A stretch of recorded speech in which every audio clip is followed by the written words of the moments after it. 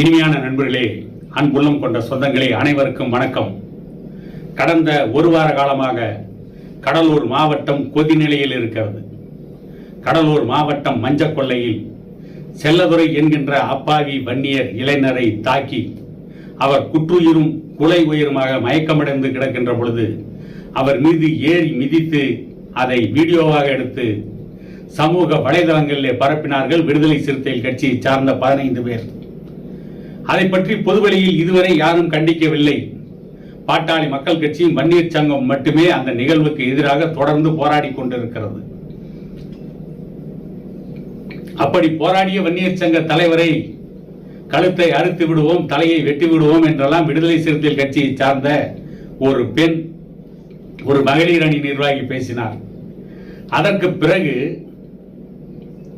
இந்த விஷயத்தை பொதுவெளியில் யாரும் பேசவில்லை. ஆனால் இப்பொழுது கார்ட்டூனிஸ்ட் பாலா என்பவர் அதை பற்றி மிகவும் தெல்ல தெளிவாக பேசியிருக்கிறார். அவர் என்ன பேசியிருக்கிறார் என்று பார்த்தால், 2 சமூகங்களுடைய மோதல் வடதமிழகத்திலே நடைபெற வேண்டும் என்று ஆடுகின்ற திராவிட கட்சிகள் எதிர்பார்க்கிறது. அதை வைத்து அவர்கள் குளிர்காயலாம் என்று நினைத்துக் கொண்டிருக்கிறார்கள். ஆகவே திட்டமிட்டு 2 சமூகங்களுடைய மோதலை எதிர்பார்க்கிறார்கள். இந்த விஷயத்தை பொறுத்தவரை அந்த வன்னியர் சமூகத்து இளைஞர் மீது எந்த தவறும் இல்லை. வேண்டுமென்றே திட்டமிட்டு வன்னியர் சமூகத்து இளைஞர்களை தாக்கிவிட்டு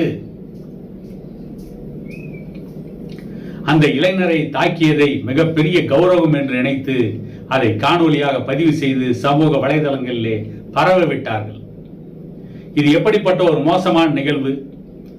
இதை பற்றி கண்டிக்க வேண்டிய விடுதலை சிறுத்தைகள் கட்சியின் தலைவர் திருமாவளவன் வன்னியர் சங்கத்துடைய தலைவர் பூத்தா அருள்மொழி அவருடைய தலையை அறுத்து விடுவோம் என்று சொன்ன அந்த மகளிர் அணி செயலாளர் செல்வி முருகன் என்பவரையும் செல்லப்பன் என்கின்ற விடுதலை சிறுத்தைகள் கட்சியின் நிர்வாகியையும் 3 மாதங்கள் அந்த கட்சியிலே இருந்து இடைநீக்கம் செய்திருக்கிறார்கள், சஸ்பெண்ட் செய்திருக்கிறார்கள்.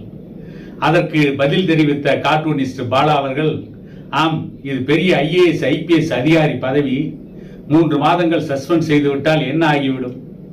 3 மாதங்கள் திருமாவளவன் அவர்களை விடுதலை சிறுத்தைகள் கட்சியை விட்டு இடைநீக்கம் செய்தது கண் துடைப்பு நாடகம். இந்த பிரச்சனைக்கு காரணமானவர்களை கடுமையாக கண்டிக்க வேண்டிய, தண்டிக்க வேண்டிய திருமாவளவன் அதை பற்றி கண்டும் காணாமல் இருப்பதும், ஒரு இளைஞரை கண்மூடித்தனமாக தாக்கியவர்களை அவர் யாராக இருந்தாலும் சரி, எந்த ஜாதியாக இருந்தாலும் சரி, அவர்கள் மீது கடுமையாக நடவடிக்கை எடுக்க வேண்டிய காவல்துறை வேடிக்கை பார்த்து கொண்டிருப்பதும், அந்த காவல்துறைக்கு சரியான உத்தரவுகளை தராமல் தமிழக அரசு மக்களை ஏமாற்றிக் கொண்டிருப்பதும், இவையெல்லாம் எப்படிப்பட்ட ஒரு மோசமான நடவடிக்கை! அதிலும் இன்னொரு விஷயத்தையும் கார்ட்டூனிஸ்ட் பாலா தெளிவாக சொல்லியிருக்கிறார். இது திருமா காலம், நாங்கள் பல ஆண்டுகள் அடிமைகளாக இருந்தோம், எங்களை அடித்தார்கள், உதைத்தார்கள். ஆகவே திருமா காலத்தில் 42 ஆண்டுகள் நாங்கள் வன்னியர்களை திருப்பி தாக்குவோம், அவர்கள் அமைதியாக இருக்க வேண்டும் என்று பேசுகிறார்கள். இது எந்த வகையான நியாயம்? அவர்களுடைய முன்னோர்கள் தாக்கினார்கள் என்று சொல்லிவிட்டு இன்றைக்கு இருக்கின்ற இளைஞர்களை தாக்குவோம், நீங்கள் அடி வாங்கி கொண்டு இருக்க வேண்டும் என்று சொல்வது எப்படிப்பட்ட மோசமான நடவடிக்கை, எப்படிப்பட்ட மனிதாபிமானமற்ற செயல்! இவற்றை பற்றி ஏன் திருமாவளவன் கண்டிக்கவில்லை? இப்படி சொன்னவர்கள் மீது உடனடியாக கடுமையான சட்ட பிரிவுகளின் மீது ஏன் அரசு நடவடிக்கை எடுத்து அவர்களை கைது செய்யவில்லை? இதற்கெல்லாம் காரணம், அடிப்படை காரணமாக இருப்பது மதுபானங்கள். அந்த மதுபான கடைகளை மூடாமல் ஏன் இன்றைக்கு திமுக அரசு வேடிக்கை பார்த்து கொண்டிருக்கிறது? மதுபான கடைகளை மூடாமல் அதன் மூலம் வருகின்ற வருமானத்தை திமுக அரசு எவ்வளவு பெரிதாக நினைத்துக் கொண்டிருக்கிறது என்பதையெல்லாம் கார்ட்டூனிஸ்ட் பாலா பகிரங்கமாக பதிவு செய்திருக்கிறார். இதுவரை பாமக மட்டுமே போராடி கொண்டிருந்தது, வன்னியர் சங்கம் போராடி கொண்டிருந்தது. இது இப்பொழுது மக்களுடைய மாபெரும் இயக்கமாக விரிவடைந்திருக்கிறது. காரணம், இது திருமாகாலம், 42 ஆண்டுகள் நாங்கள் அடிப்போம், உதைப்போம், வாங்கிக் கொள்ளுங்கள் என்று சொல்வது மிகப்பெரிய சர்வாதிகார மனப்பான்மை. இது மிகப்பெரிய ஏதேச்சதிகாரம்.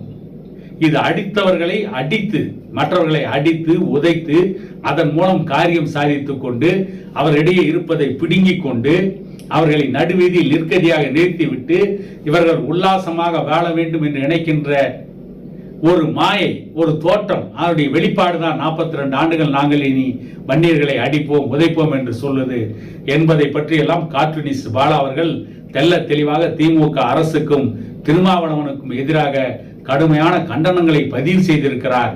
இதை பார்த்த பிறகாவது திருமாவளவன் கட்சியை சார்ந்தவர்கள் திருந்துவார்களா? தமிழர்கள் ஒன்றுபட வேண்டும் என்று, தமிழர்களுடைய உரிமைகளுக்காக போராடுகின்ற இயக்கம் என்று சொல்பவர்கள் எல்லாம் இனியாவது தமிழர்களுக்காக போராடுவார்களா?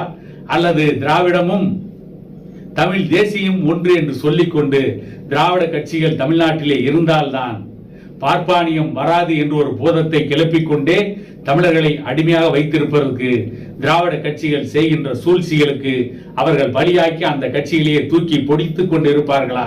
அந்த கட்சிகளையே தோல் மீது சுமந்து கொண்டிருப்பார்களா என்பதை பற்றி பொறுத்திருந்து பார்ப்போம் என கூறிக்கொண்டு இன்னொரு காணொளியில் உங்களை சந்திக்கும் வரை உங்களிடமிருந்து விடைபெறுவது உங்கள் எடப்பாடி துரைசாமி.